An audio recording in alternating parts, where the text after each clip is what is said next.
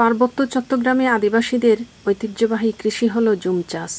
অতীতে এখানকার সকল আদিবাসী জুম চাষ করে তাদের জীবন ধারণ করত।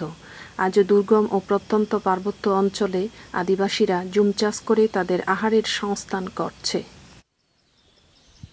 ধান ফাঁকবে ভাদ্র মাস অথবা আশ্বিন মাস এইভাবে, তো সে সময় আমি খেতে নিয়ে যাব বাড়িতে।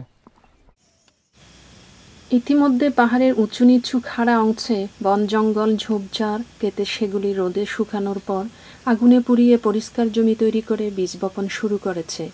একই জমিতে সাথী ফসল হিসেবে ধানের সাথে তিল, তুলা, ভুট্টা, মরিচ, মারপা, কুমড়া, পেঁপে সহ বিভিন্ন ফসলের বীজ বপন করছে।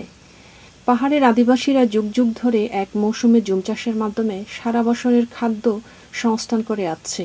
এখনও তা অব্যাহত রয়েছে। আমার নাম আনন্দ মিত্র সাকমা। আমি মনোবর আবাসিক বিদ্যালয়ের শিক্ষক এবং শিক্ষকতার পাশাপাশি আমি খাস করি এটা মূলত জুমের চাষ। এখানে মূলত ধান হয়, ধানের পাশাপাশি আমরা কচু, তারপর শিম, বরবটি, ঢেঁড়স এগুলো আমরা দিই। কৃষকরা সাধারণত জুমে তারা সার ব্যবহার করে না। আমরা তাদেরকে পরিমিত সার এবং গর্ত করে সার প্রয়োগ করার জন্য আমরা তাদেরকে প্রশিক্ষণ প্রদান করেছি। তো আশা করছি ফলনটা বাড়বে।